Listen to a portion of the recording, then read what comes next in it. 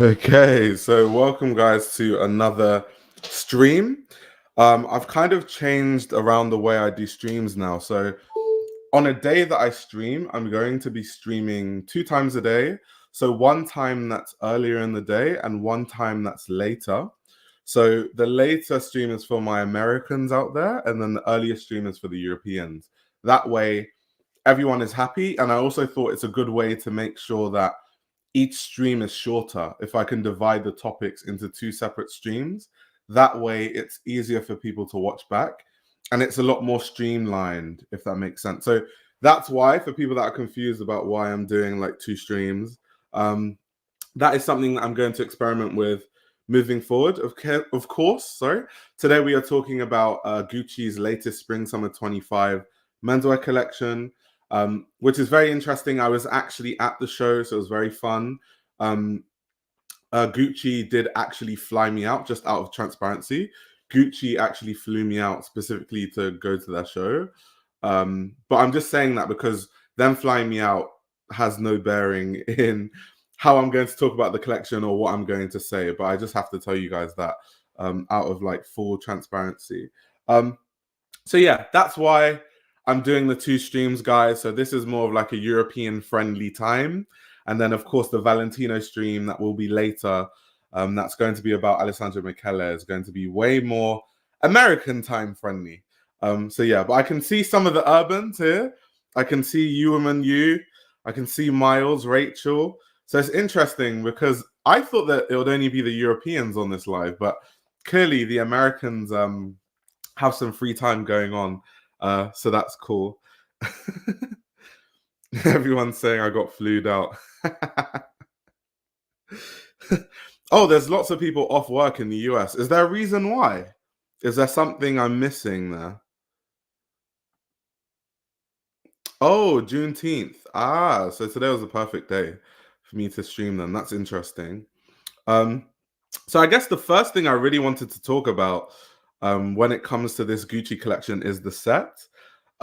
Because something really funny, and actually, instead of showing this on the screen, I'll show you guys a tweet that I did. Because as you guys know, Charlie XCX's album Brat came out. And on Twitter, I actually posted that, reporting live from the Gucci show. And most people, this is the tweet, most people were really just talking about how they thought that it's the Brat effect, right? That this is the effect of Charlie XCX and the cover art being this like really specific shade of green. And people are speculating whether, Sabato is inspired by Charlie XCX. But I don't think so. I think that in a previous collection, he's kind of had a similar shade of green. But it was just interesting that people, drew those parallels and kind of brought those ideas together. I thought that was quite funny and just quite fun in general that people are having that debate. But it was an interesting set. I think that people and Sabato seems to be very, very inspired and almost obsessed with sets that have this sort of mirror vibe, different kind of mirror seats and brutalist architecture and all that sort of stuff. Even the last collection in the Tate Modern, it kind of had this very interesting vibe where obviously the setting was very brutalist, but then you have all these plants and like the greenery, and he's kind of done something similar here. Of course, here you don't have the plants, but you have kind of like the color palette still coming through. Also, a very interesting fact about this that you guys might not know, because I don't think in this video you can see the set, but you'll be able to see it in the runway, is that he actually invited 400 students from different fashion schools in Milan to actually witness the show and come as guests. And they also had the opportunity to meet Sabato himself, which I think is actually a really, really good touch for a designer the level of Sabato, that, fashion students can meet Sabato, they can ask him questions, they got invited to the show.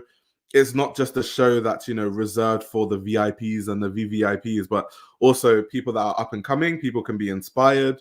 Students can be inspired by going to the show. So I really, really love that.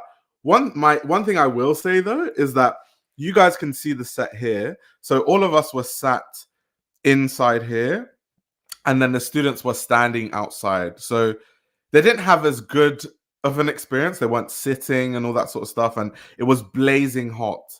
It was like 30 degrees Celsius, and they were stood outside in the sun while we were indoors. So there's still like that divide. I would have preferred if they were sitting amongst us, so there isn't that clear divide between VIPs and just the students. But I still do think that it's a good touch, you know, that the students got invited. So yeah, what I want to talk about now are the show notes, because the show notes are actually quite interesting, and also they say a lot about the collection we actually saw.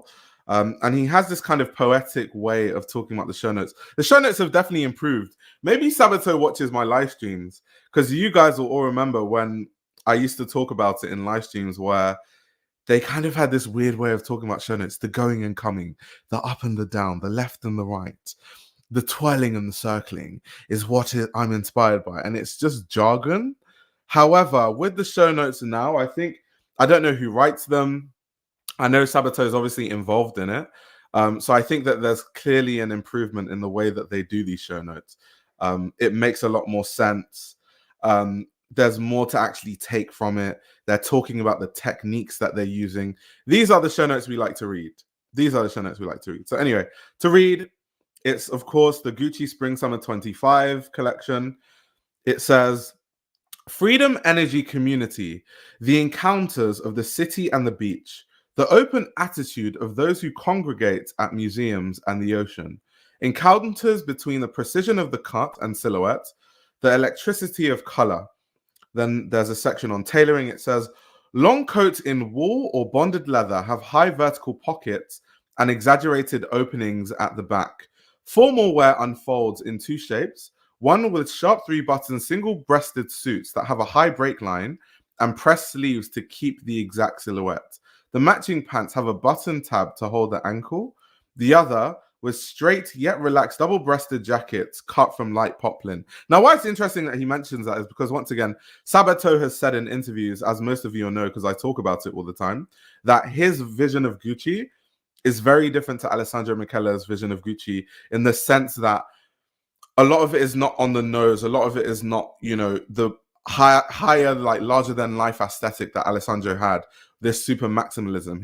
His is more like the devil's in the details. I'm using certain techniques that you have to be up close to the clothing to kind of understand. And I love that in the show notes, they've kind of mentioned some of these, right?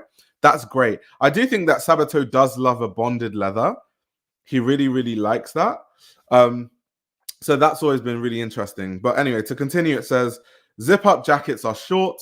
The contrast collar of boxy leather jackets looks like corduroy, but is actually embossed leather. So you have an optical illusion there where some of the contrast collars on the jackets are actually embossed leather, but they look like corduroy.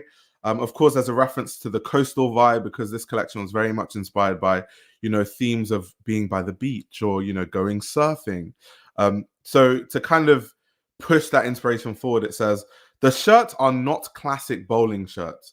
They borrow the 3 pockets from the utility world, some trimmed with beaded fringe, others with applique embroidered flowers. All of them feature infinity prints with surfers, dolphins, hibiscus flowers, and banana leaves. And also, you guys might not see, and I guess we'll look at that in the collection, but I got to see the collection up close, so you might miss this. There were different touches to these things in a lot of the jewelry pieces. Like, you'd see a lot of some of the necklaces had dolphins, or there were like the bamboo bracelets that are, you know, a reference to the bamboo handle that some of the Gucci bags have. So there was so much interesting stuff in this collection, actually. I actually think this is one of my favorite Sabato collections, because from a technique standpoint, there was just so much interesting stuff. Continuing, it says, embroideries, long sleeve polo shirts are hand knitted with an intarsia of palettes, jackets in sorbet colors like yellow and green, and adorned with beaded fringe that move like waves. Then the shoes, of course, you guys saw the pointy horsebit boots and the loafers. So they said a sculptural pointed toe continues the evolution of the horsebit in either boot or loafer. The molded sole of the Gucci cuboid sneaker has interlocking G's with a 3D effect. Also on the molded sole of scuba slip-ons, which were cool. Kind of like close to the end, I saw a lot of the scuba slip-on things going on. So the last two sections are to talk about the bags and the accessories. So to talk about the bags first, it says, some inspired by archival Gucci luggage, made from brushed leather that's bonded with the Gucci logo with detachable pieces. The Gucci B bag comes in a regular size, as well as a mini version. Padded leather bags are super soft like a pillow with a magnetic closure. Crossbody bags have a flap closure fastened with the signature Gucci snap hook hardware. A functional bucket bag is cut from gabardine canvas twill, dipped in pigment for a modern finish. That's interesting. What about dipping a garment in fabric makes it modern? That's very, very interesting, actually. They said that in the show notes. And the last section about accessories, it says, belts are held by a double-ended snap hook closure, echoing the shape of the horse bit. Bracelets and necklaces are in segments like bamboo, yeah, like I was saying earlier.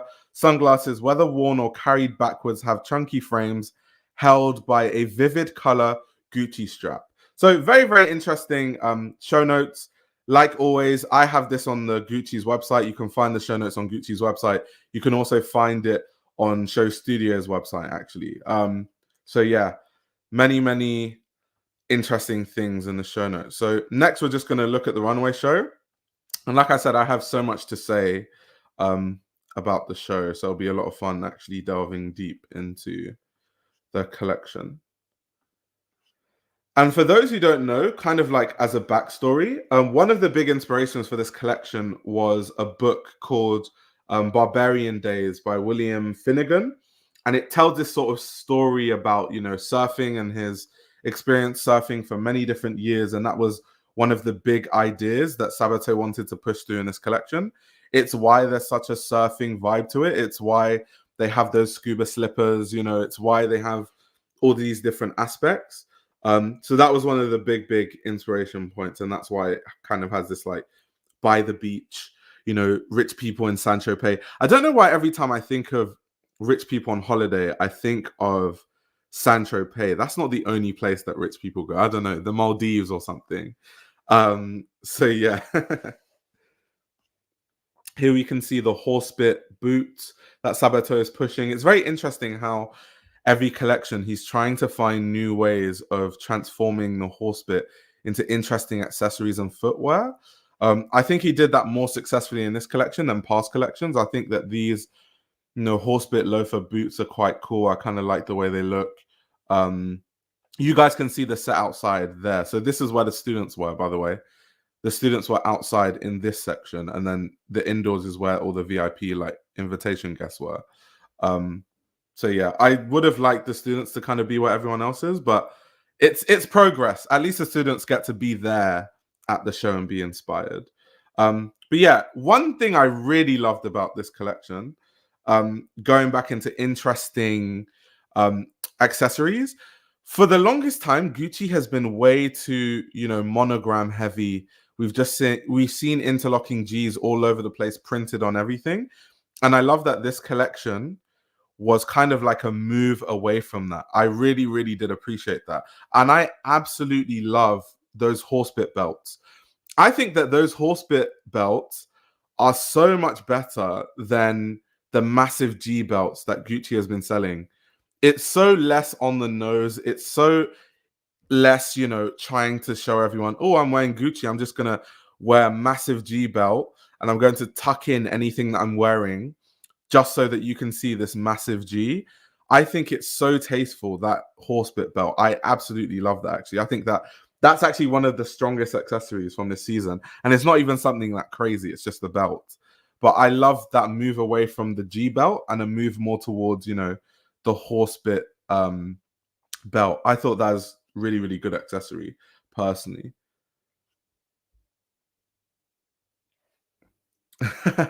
Someone says, I'd agree, leather in 120-degree weather is insane. I know, right? Because even in the show notes, like these contrast collars that they said is made to look like corduroy, but it's actually, leather, was quite interesting. Someone is saying that the shade seems somehow referential to the Apple Vision Pro head strap. What I actually thought the sunglasses were a reference to is kind of like being by the beach, right? It's this idea of like the strap, they're supposed to look like swimming goggles. They're not the same material. If I can remember correctly, a lot of the straps were like kind of like in different fabrics. Some of them in like softer fabrics. Some of them actually had like rubber, which was quite interesting. But I think that's more what the reference was. It was more referencing, being by the beach wearing swimming goggles and having, that back thing. A lot of people are saying some of it looks like Prada. The pieces that I think really look like Prada are the contrasting color pieces.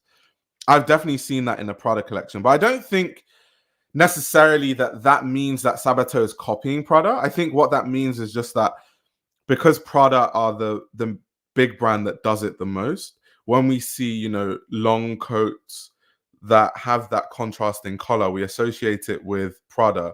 And I think as a designer, if you don't want to get those accusations, you should kind of try and know what's going on across the industry so you don't do something that's very similar to another major brand, because it could then look like, you're copying. But I don't think so. There's nothing that unique about a contrasting color, but I can definitely see where the comparisons come from with, Raf Simons and Mucha doing that and people saying it's very Prada. I can definitely agree with that. I can agree with it to a point. Rose says Raf's impact. I know, right? It's the Raf Simons effect. My concern is that there's nothing discernibly different about Sabato's design language. Yeah, so that's still my issue with Sabato's Gucci. As much as, I did like this collection, or let me say I prefer it to some of his other past collections, I still am finding it really hard to understand what Sabato's design language is, or what is his aesthetic, or what is his vision of Gucci. And it makes it a lot harder. It's a much more difficult task when, we're contrasting and comparing this Gucci to Alessandro Michele. And Alessandro Michele literally had a very distinctive look, a very distinctive aesthetic. And now we're comparing that and contrasting that with, Sabato, who I still think is kind of finding his feet in terms of like what his Gucci looks like and what the aesthetic of it is, especially long term. So going back to kind of like that comment, I think that's really valid. I think that, yeah, I'm finding it hard sometimes to really understand what Sabato's design language at Gucci is. Yeah, the fringe shirt, I really did like the fringe shirt. I thought that was really, really cool. And I like how they styled the sunglasses in different ways. So some of the models were obviously wearing them on their eyes, and then some were wearing them as like a necklace, with the sunglasses hanging on the back, which is really interesting.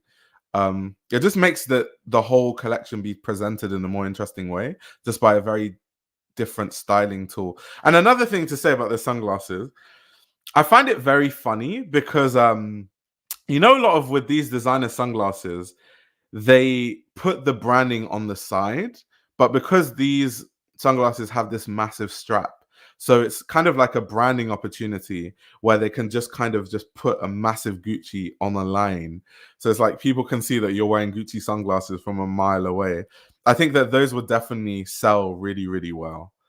It would definitely sell well. We also have these new sneaker designs, by the way, in very, very pastel colors.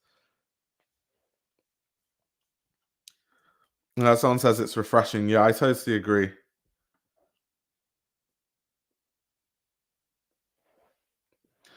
Someone said it looks like he mixed Ras Prada and Tom Ford Gucci. He picks what he likes from both worlds. I do think that there's a quote from Sabato, I think, where he said that one of the reasons he got into fashion was like Tom Ford's Gucci, right? And so if you think of someone, those are the scuba slippers right there. So, but anyway, and that's that dolphin necklace that I was talking about earlier. But so if you think of someone who, you know, is inspired by Tom Ford's Gucci, it doesn't surprise me that he's going back to this idea of, paring things back and the devil is in the details. The only major difference is that I don't think Sabato's Gucci is sexy at all. Whereas obviously Tom Ford's Gucci was like super sexy, and it was like, the jet set generation and all of that stuff. It's kind of interesting that someone says this is a more contemporary version of Tom Ford's Gucci. I can see that. I can see that. Vanan says, I feel like this was more of a collective about styling. Interesting. And I mean, once again, we know why Sabato is there, right? If we're being truly honest with ourselves, they wanted to grow more. This is why they changed the direction that they were going in, right? And if we think about it this way, Gucci is trying to appeal to as many consumers as possible. So, of course, they can't have a crazy, crazy design aesthetic that sort of alienates, a massive audience away from the brand. And so it makes sense why this is the aesthetic. But I do think that in the box that Gucci has kind of put itself in, I think that Sabato has actually done quite well. I think this is actually probably the first time I'm giving Sabato props. The past collections haven't been... Actually, no, that's a lie. I did like the first menswear show too. I would say that I think Sabato is a much better menswear designer than he is a womenswear designer. That's 100% true. I just always prefer his menswear to his womenswear. I just think that with the womenswear, he's still figuring it out. Whereas I think with the menswear, he kind of has a better sense of, what he's going for and what he's trying to achieve through the clothes. But yeah, I also just really love that it was less logo centric. We didn't just see, Gucci print all over the gaff. I love the pastel accessories, Queen Mum colors for spring. I know, right? And it's a spring summer collection at the end of the day. And what I will say about this collection, I think we'll go on Vogue Runway and look at some of the details. Those kind of like beachy shirts that every brand does in their summer collections, and kind of why I see the comparisons to Prada is like Prada, does that too. It's quite interesting because it's not like a print. Some of it has been like, there have been, because I remember I saw some of the clothes up close. Some of it is like sequin appliques to make the stripes. They're not just like stripes woven or like fabric stripes, right? That was really interesting. So even though they're still making the very commercial, beachy looking print tops, they're still doing very interesting things technique wise that actually separates it from, a lot of the other clothes that you see, especially from the major luxury brands. So that was something that I definitely thought was super, super interesting.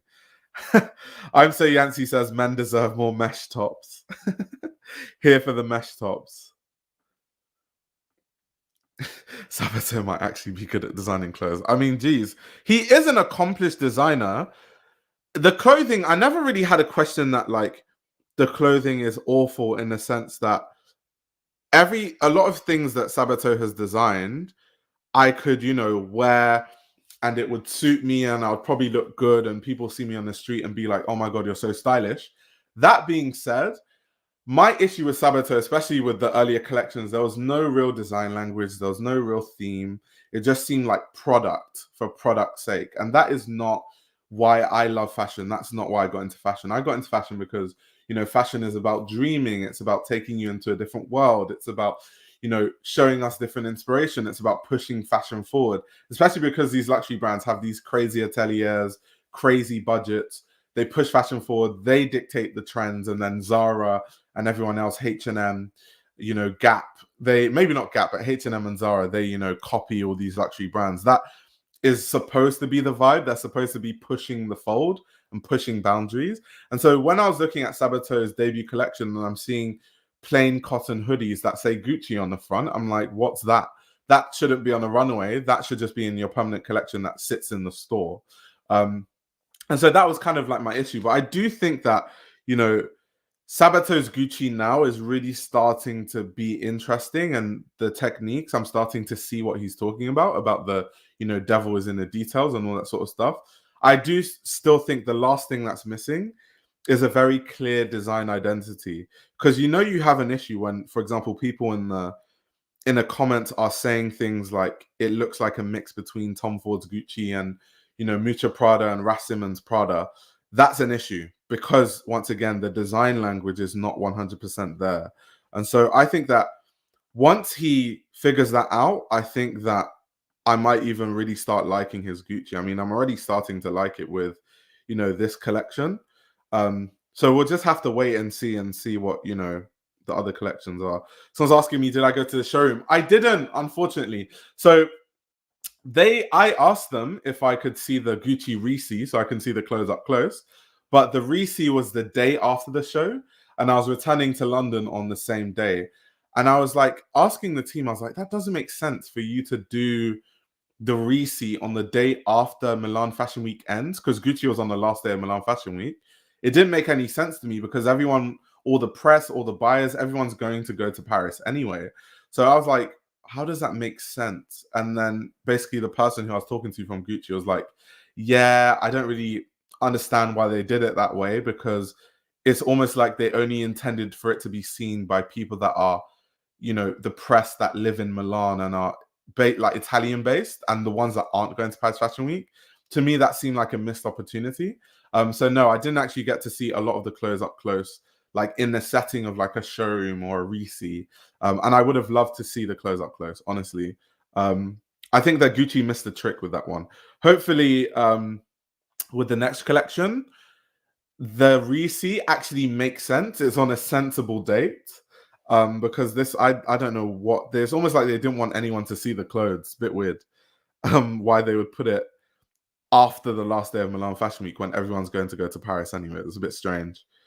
I'm holding myself to not talk about Michele. I know, because I'm doing the next live stream and we're going to talk a lot about Alessandro Michele. So yeah, don't worry. We're going to compare and contrast and do all of that, and we're going to, you know, discuss Alessandro Michele and all that sort of stuff. So don't worry too much. We're going to get there. We're certainly going to get there. Nicholas says, I'm glad you went. I saw knockoff Elia flats by Rita Ora for Primark as a dupe. I don't know what anyone would knock off here, and that's what I like about it. Interesting. I mean, I feel like a lot of things will be knocked off. I think that sort of like swimming goggle strap sunglass thing, I can see how a lot of brands might rip that off. The horsebit belt, loads of people are going to rip that off. I can already see that, because so many brands do horsebit stuff. We just associate it with Gucci because they're one of the most, you know, prominent brands that do the horsebit. But I think that, you know, a lot of other brands can do that. So I think that horsebit belt is definitely going to be copied. Yeah, the surfer shirts are going to be copied by Zara, but the Zara ones are not going to be that interesting. Actually, you know what? Let me show you guys some of the details so you guys can actually see what I'm talking about. That's the horsebit belt, by the way, that I'm like super big fan of. I love that. Way, way, way better than having a massive G. I love that as a touch. You've got the horsebit boots, and of course they had loafer iterations. You've got the mesh tops, the pillow bags. Really, really interesting stuff. Of course, these are the sunglasses styled as a necklace and kind of, you know, styled backwards. The styling, I need to figure out who did the styling for this show, because the styling was very interesting. It really, really was. And so these are the surfer shirts, right? So you've got different things like fringes on the collar.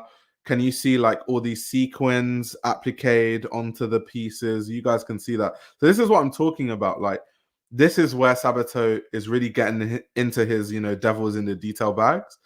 That, because most brands just do a plain ass, boring ass print top, whereas he's done the fringes, he's added these sequin appliques. I really, really like these shirts, because every time a brand does these shirts, it's like filler, because there's nothing actually interesting about the shirts that they make when it comes to this like beach vibe. You just see some palm trees printed on a shirt, and they have these Cuban collars, and that's as far as it goes. So I really, really love this piece. So going back to, you know, the person that said I can see the surfer shirts in Zara, I can definitely see that, but they're not going to do all of this. They're certainly not going to do all this. They're not doing that. So there's obviously still going to be a massive differentiator. These pieces also, going back to Sabato, the devil's in the details, you can look at these intricate techniques that they've done with different like embroidery and weaving. It's very, very, very cool. Obviously like the Gucci hardware. So it was very much like all in the details and all that sort of stuff, which I know he mentions, but I think he's made his case a lot more in this collection than other collections. Here we've seen different accessories iterations of the bamboo, the Gucci bamboo. They also had bracelets that were inspired by that same idea too.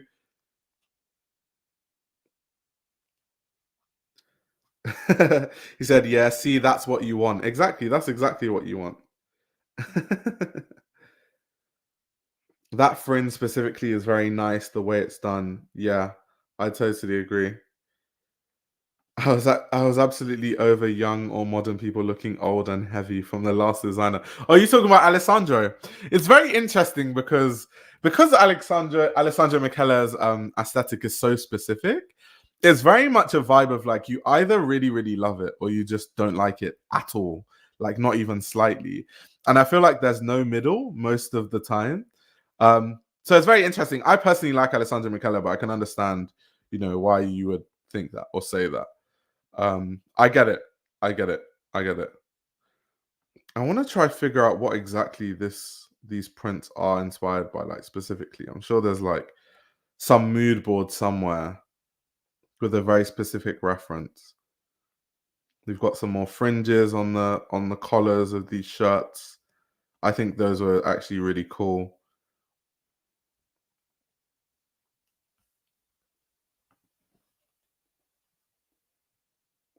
Someone said Alessandro Michele was all over the place. Oh my god. I don't mind a quiet luxury-esque Gucci. So the thing about the quiet luxury thing, and this is why okay, so another reason why I like this collection, right? And this is a critique of Sabato's Gucci that I've had in the past, is that one of my issues with like Sabato's debut collection, for example, was that because there was such a lack of identity, that it's like quite it was quite luxury but with no identity, so then it just ends up looking like a worse version of Le Mer or Phoebe Philo or like Peter Doe for his own brand or Peter Doe at Helmut Lang or Ami Paris or all those kind of brands, Xenia, all those brands, because they all do quite luxury but there's an identity. Like I can see Peter Doe clothes from a mile away. I know his aesthetic. I can see Phoebe Philo's clothes from a mile away, but it's still like quite luxury, no logos, no heavy branding, all that stuff.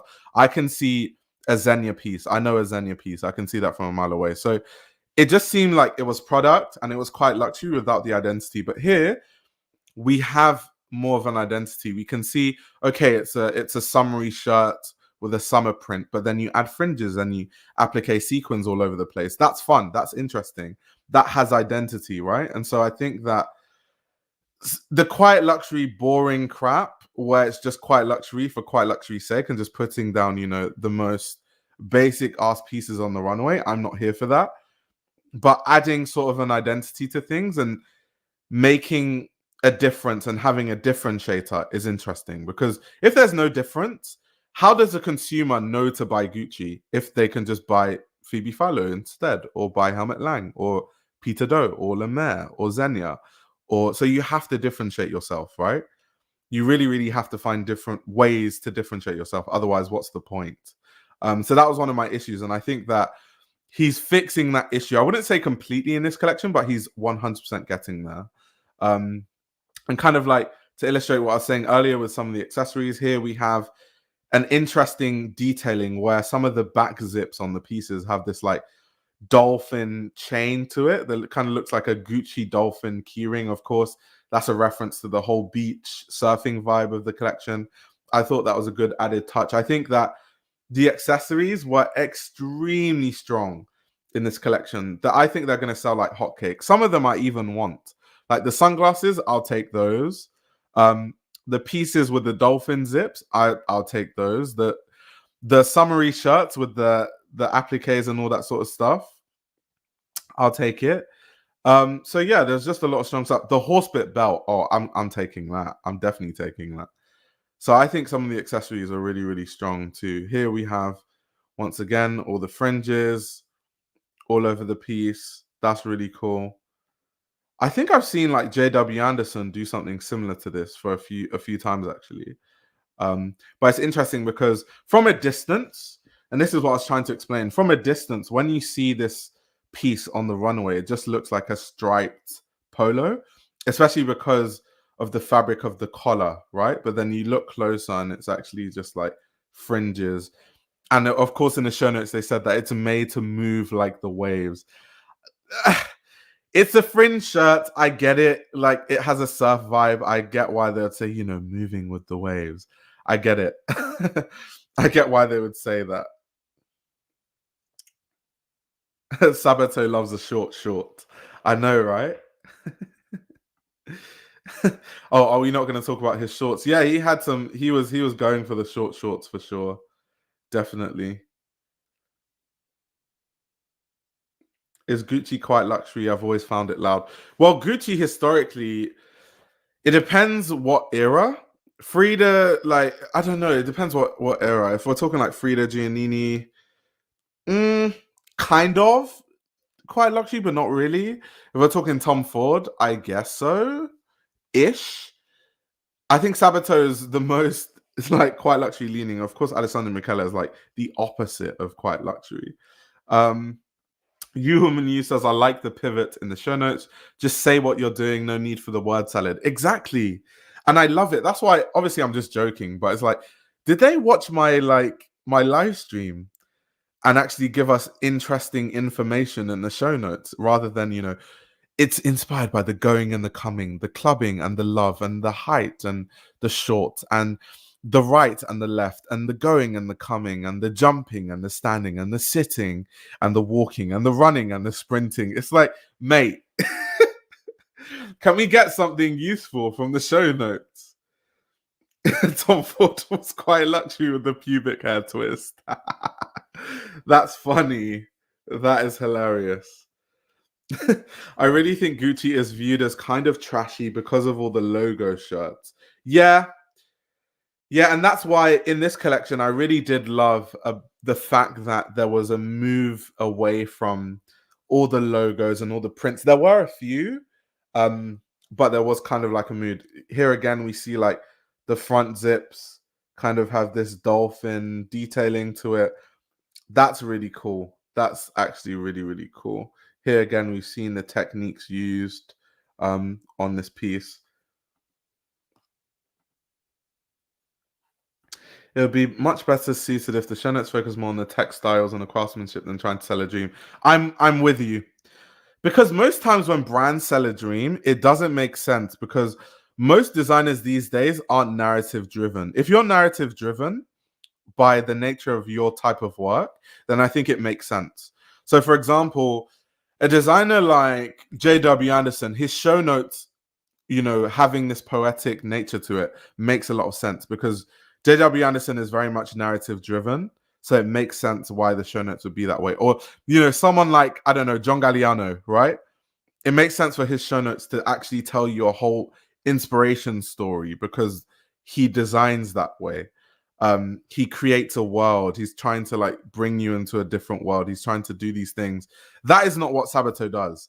And so if he tries to be too poetic and kind of like try to tell a story when there's no story to tell, it comes across flat and it looks and reads like jargon, which is why they, once again, depending on what designer you are, if you're more of a pragmatic designer, just tell us about the techniques, tell us about the fabrics, tell us about what you've done, because it's interesting. We are very much interested. Like even this piece too, once again, we've got these beaded, it's like beaded throughout. This looks very hard to make, by the way, the way it's like beaded all over. This piece here, this Gucci piece here, that's beaded all over, I feel like it's going to cost a lot of money. I don't even want to know what this piece is going to retail for. Like it's going to be insane. Insane, like 20,000 for the shirt. I also do like these Gucci sneakers that they made with all these like very interesting colorways, just like color blocked colorways. I thought that was a nice touch in this collection too. You've got these sort of like sunglasses cases. That was really cool with the pillow bags. I think you're getting to also what is weird about his work to me. I feel like if you're narrative driven and a good world beater, you can get away with everything from not being extremely unique. Yeah, that's kind of true. That's true. Someone said I hate Sabato's aesthetic, not gonna lie, is boring as fuck. I don't think he's boring as fuck because I think that every brand has a point of view that's different. What I didn't like, because once again, like I said, when I review shows in with the parameters of what the designer is trying to do in mind. So Sabato is not trying to be John Galliano, so I don't judge him that way. I'm not going to say, oh, it has no narrative and therefore it's horrible. What I'm going to say about Sabato is, okay, if you're going to do the quiet luxury thing, how is it different? What are the techniques you're using that makes your Gucci unique to all the other brands that are doing this quite luxury devils in the details? And I think this collection sort of represents a good way to do that. Whereas I think some of the collections in the past, I didn't get the sense that he did that effectively, if that makes sense. So once again, I'm not expecting Sabato's work to be interesting in the sense of, larger than life John Galliano. But what I do expect is something interesting in the parameters of what he does, which is the whole, devils in the details type thing, right? So I just think it depends on what designer, depends on what brand, depends on what they're trying to achieve. It's many, many, many different moving parts. The grammar was a bit interesting, you, but it's fine. We still love you.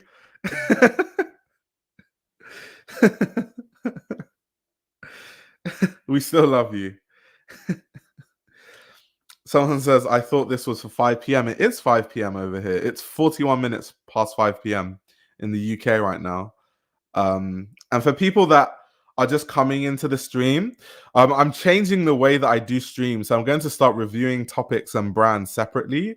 The reason why I'm doing that is because I want to start streaming twice a day when I do stream. So I'm going to have a more European friendly streaming time, which is now, like earlier in the day, and then a much later stream for the Americans.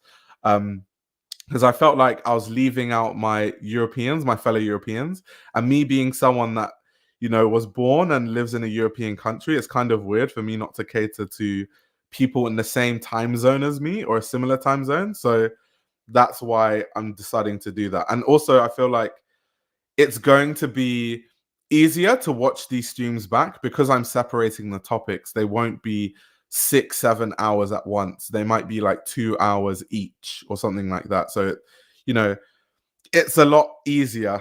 Bibi says, hi, finally after 20 years of waiting. So that's why I'm doing that, by the way. That's why I'm doing that. Plenty of Mark says, I do not like Phoebe Philo, but as a woman who now has a plethora of choices, because of her influence, I have to give her that. She knows herself and her market. Yeah, she does. I mean, ever since, her like not wanting to use black models and all that sort of stuff. And I'm kind of in two minds. A part of me is like, as a designer, you should just be able to, push forward your vision of your brand however you see fit. And you should just be able to use whatever models you want. However, when it comes to Phoebe Philo, why I have a bad taste in my mouth is because one of the reasons why Phoebe Philo's, Celine was so successful is because you had people like Kanye West wearing it and really pushing up and propping up Phoebe Philo's name. And it became massive in like pop culture and it became huge. And a lot of these like artists, they're very influential. A lot of people started buying it because of them. A lot of black people are customers of her, Celine. So to just neglect that whole, it's almost like a slap in the face to just neglect that whole audience and be like, I don't want to have black models. It just left a really bad taste in my mouth. And what made it even worse is that she didn't actually use black models until a whole article came out, which I've talked about in, past collections.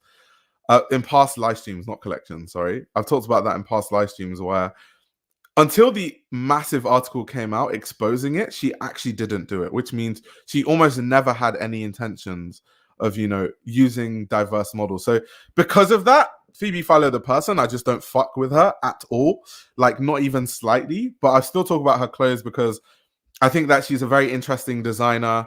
I think that she makes very interesting things. I think that she's very influential in fashion. I mean, look at the landscape of fashion now. Peter Doe's, the Daniel Lees. We can see her influence across, the whole of fashion right now. But in terms of Phoebe Philo the person, yeah, I ain't fucking with that woman at all. Not even in the slightest. Like, no way. Like, yeah. Just no.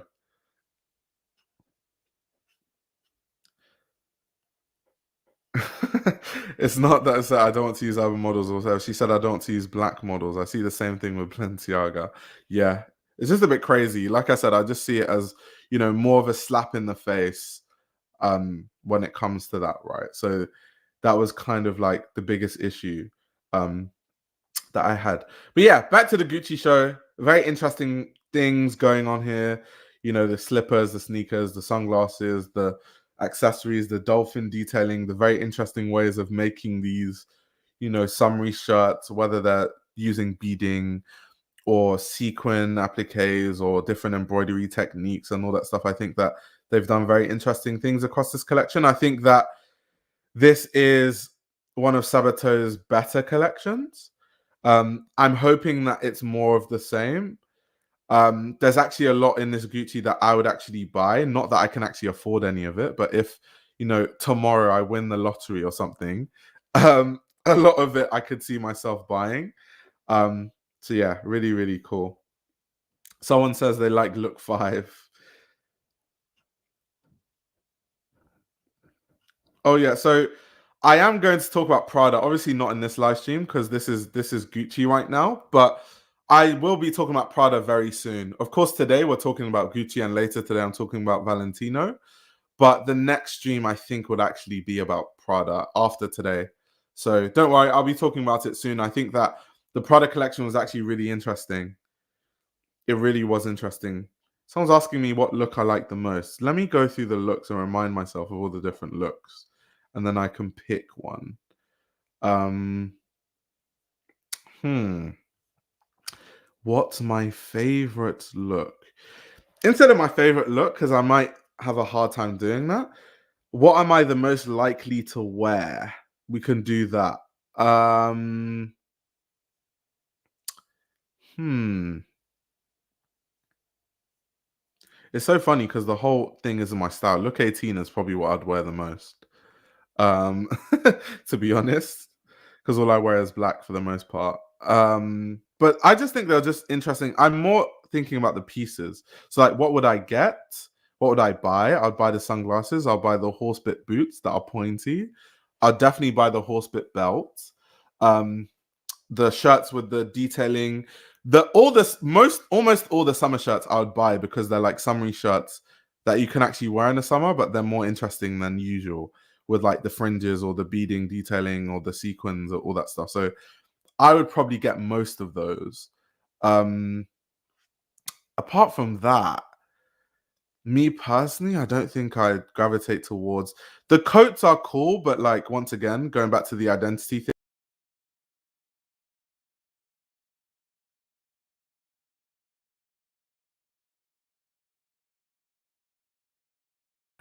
Oh, kind of hopped out my stream for a second, but going back to the identity thing, like I was saying, I can get a lot of those coats from many different brands.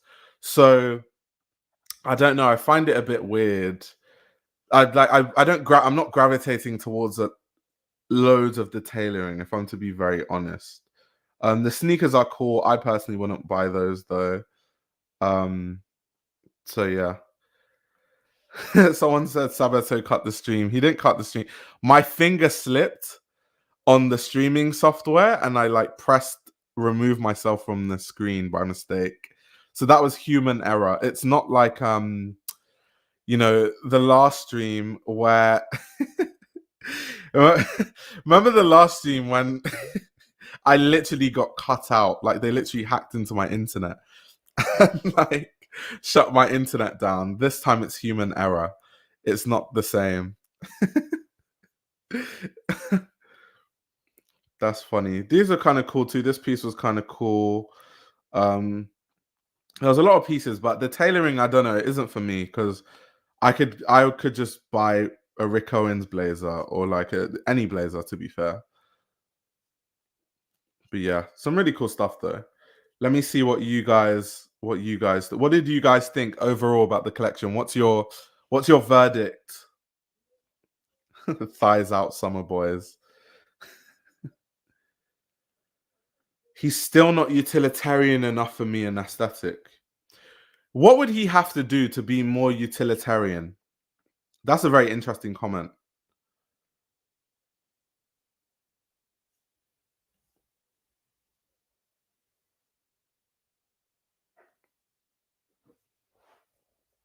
I want to see what you guys think. Okay, so more pockets. Ah, okay. More pockets. More pockets. Everyone is saying more pockets. Some of this is giving. Is it good design or is it just skinny? I do agree with this, that it's flirty and fun. And I think that's the thing.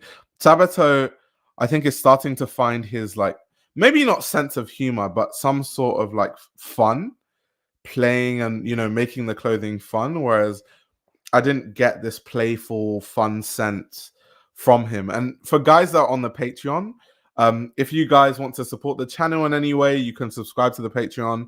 The last video that I posted on the Patreon was me reacting to Sabato's Gucci documentary, which is actually a documentary that came out before his first show at Gucci. So they talk about kind of what he was thinking, what his inspiration is, kind of where his mind was at before the show, and all that sort of stuff.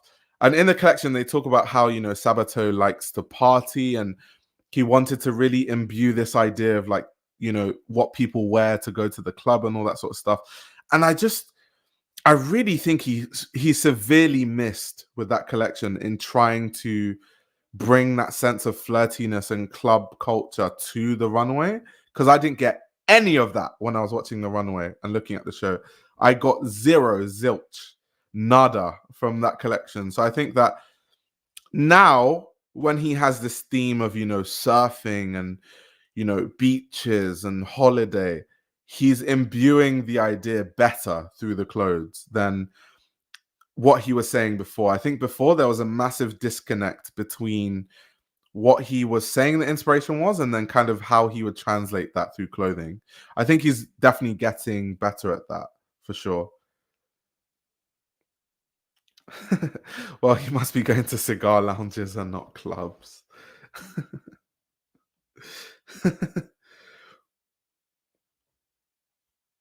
I hate that people dislike the clothes or designers for not incorporating elements of techwear or utilitarianism.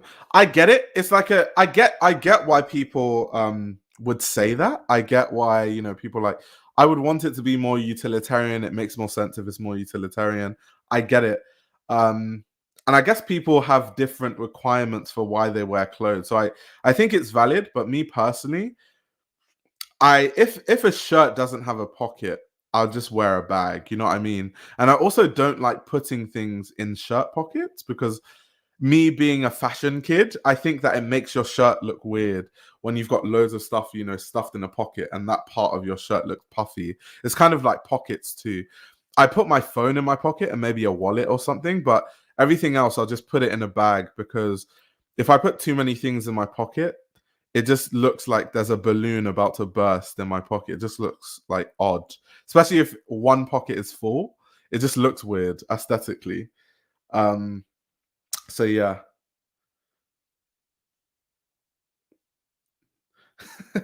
Utilitarian babe, it's brat summer. Francisco, that's hilarious. That's so funny. I need a bag. Yeah, the bag I wear every day is like the bag that I have, like my own bag, the Fashion Archive tote bags. But I should invest in more bags.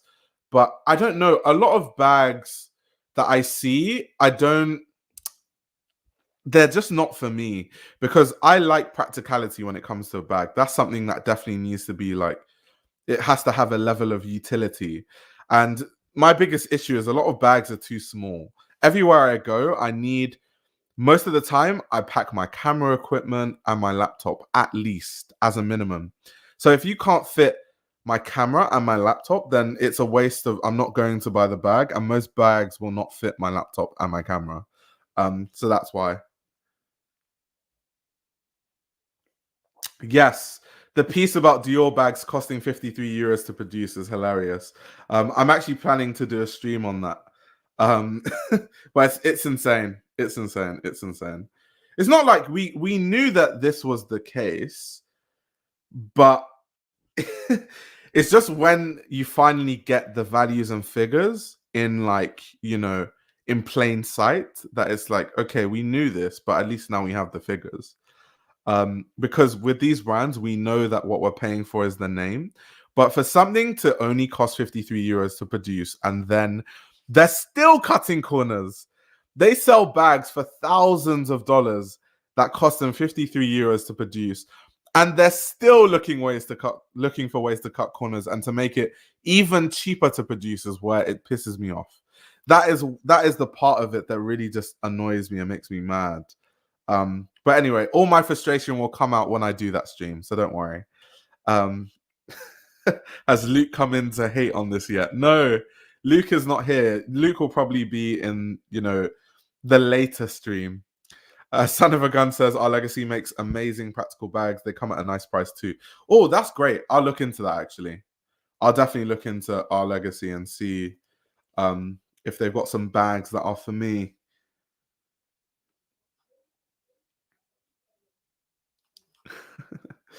I'm not mad about bags. It's just some classic leathers, the Glam Slam, which I love. Yeah, same. I'm not the bag consumer anyway. I'm trying to think, what do I buy the most of in terms of like fashion category wise? I think probably outerwear. I have more coats and jackets than anything else. I only have two watches. I have quite a bit of footwear, but not loads. Maybe like 12 or 13 pairs of shoes. I know people with a lot more than that. Um, I'm trying to think. I barely have many bags at all. So yeah, I would say it's mainly just outerwear that I buy most of the time, but I need to balance it. I also really, really need to get more interesting trousers. Like, I always search for like trousers with an interesting cut, but they're always too short.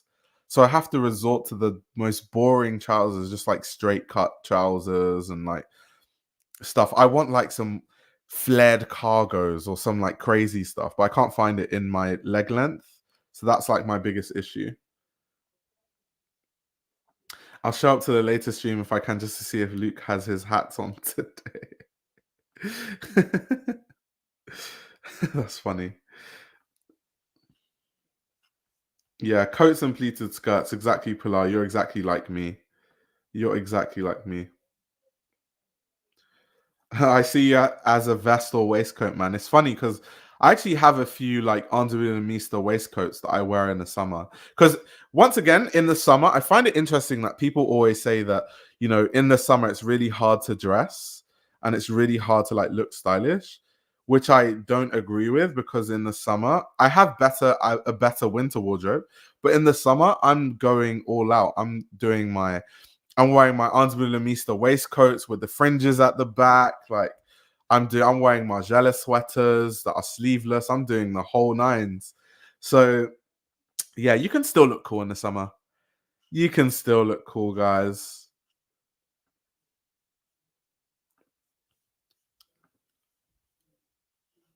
We on pleated skirts this summer. Who knows? Exactly. I'm having a hot boy summer. What do they know about the hot boy summer? It's because it's not 108 in summer in Lewisham. What's 108 in Celsius? Let me Google it. 108 Fahrenheit to Celsius.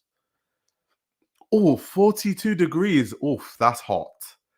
I will say that the last time I was in, actually not the last time, because the last two times I was in the US, I went to New York, but the time before then, I went to Las Vegas, and that place is so hot. It's unreal.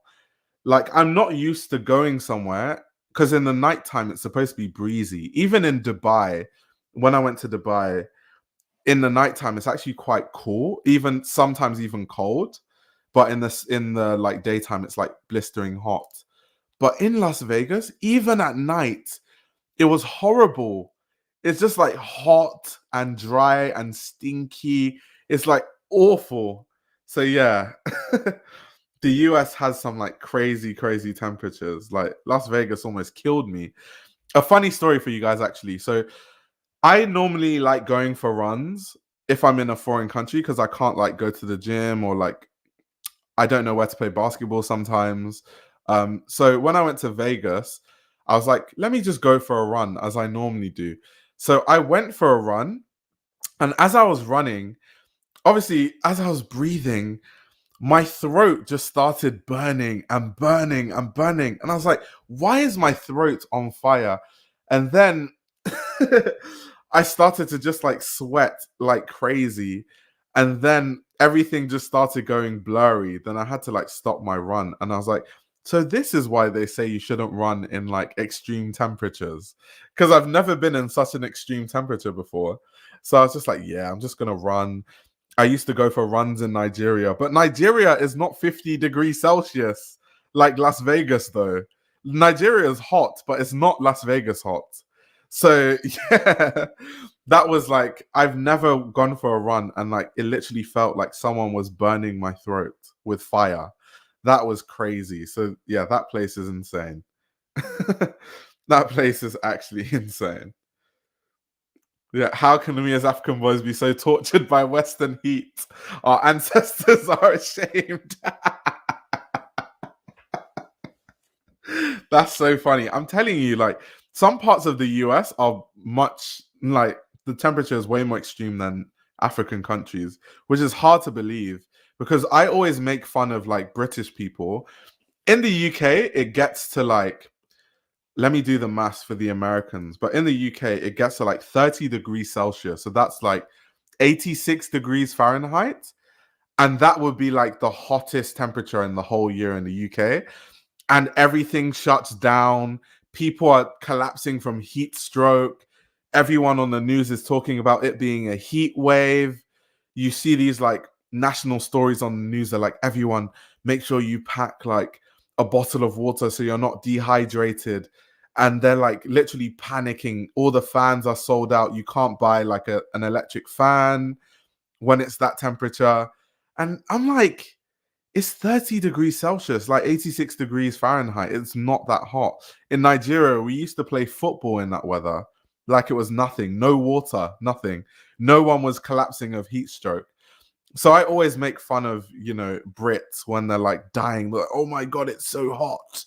Um, but then American temperatures, yeah, that's a whole different vibe. A whole different vibe. In my country's 30 degrees Celsius, we'll be wearing a hoodie. Exactly.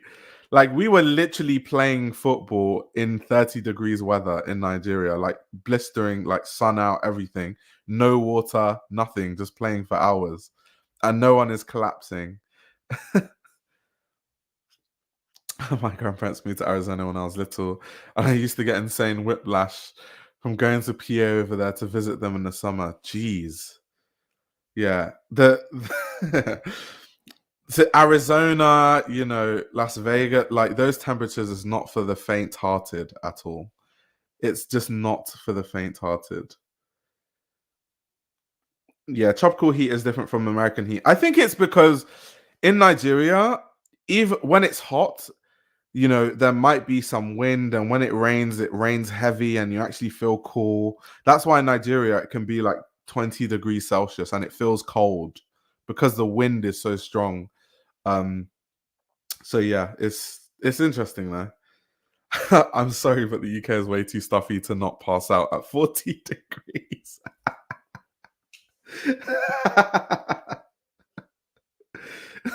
I'm gonna invent a portable ice tub to scooter myself around in. Ayo, when you're in NYC, run at night only and carry pepper spray. So funny enough, I've never gone for a run in New York. Maybe if you guys go for runs, if any of you are from New York, you guys need to tell me what the trick is. The reason why I don't go for runs in New York is because of the way the New York is like planned, like floor plan wise. In the UK, I can go for a run on any road, find a park, find some greenery, run through that route, find a back, you know, running route or like a cycling lane. But in New York, there's an intersection every 10 steps. So you almost have to stop like at every intersection just in case there are cars going by. And I don't like stopping when I'm running. So every time I'm in New York, I'm like, nah, I'm just gonna go for a really long walk instead. I don't know how people go for runs. Like I see people going for runs, I'm like, kudos to you, because there's an intersection every 20 seconds of your run. New York City is called the concrete jungle for a reason. Wait, New York City, you can run everywhere, can you? For me, it's literally the intersections that like scare me. I don't want to just be running past the road at an intersection and just get smashed by a car. um, that's it. Just seems a bit daunting. I run in the morning, but only in Central Park. Okay, that makes sense because you run in the park. New York running is literally a game of life and death.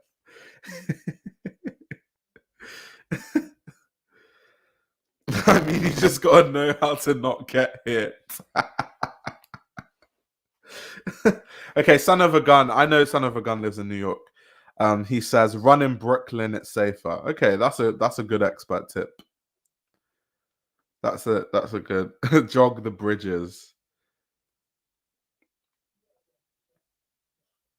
And in California, it's legal to jaywalk, so I keep running. Exactly, that's another thing because of your like jaywalking thing. In the UK, you just run on the road. If you want to cross the road, you just run across the road and you keep looking for the cars. And then the second you see an opening at whatever part of the road you're at, you just run across the road. You don't need to run. You don't need to like run where the actual intersection is, because it's like jaywalking. But it's interesting though. It's interesting. Corner to corner. That's funny. But anyway, going back to the show, it was very interesting. I had a lot of fun actually going to the show. I had a great experience. Gucci are very kind.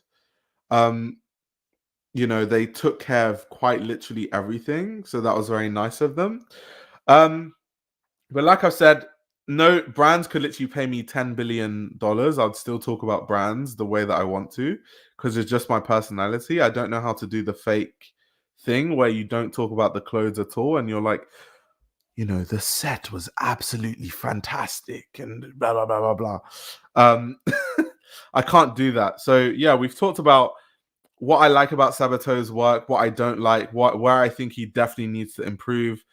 Some parts where I think his work lacks identity, and some parts where I think that he's starting to find his playfulness and kind of build a certain aesthetic for his brand. So on that note, we're gonna end the stream there. Thank you very much, guys, for tuning in. There's another stream happening later today. We're going to talk about Alessandro Michele's Valentino. So that should be a lot of fun. So hopefully you guys can tune in for that. And yeah, it was really fun, doing an earlier stream for once and actually, appealing to the European crowd. So yeah, I'll see you guys later today. And I hope as many of you are able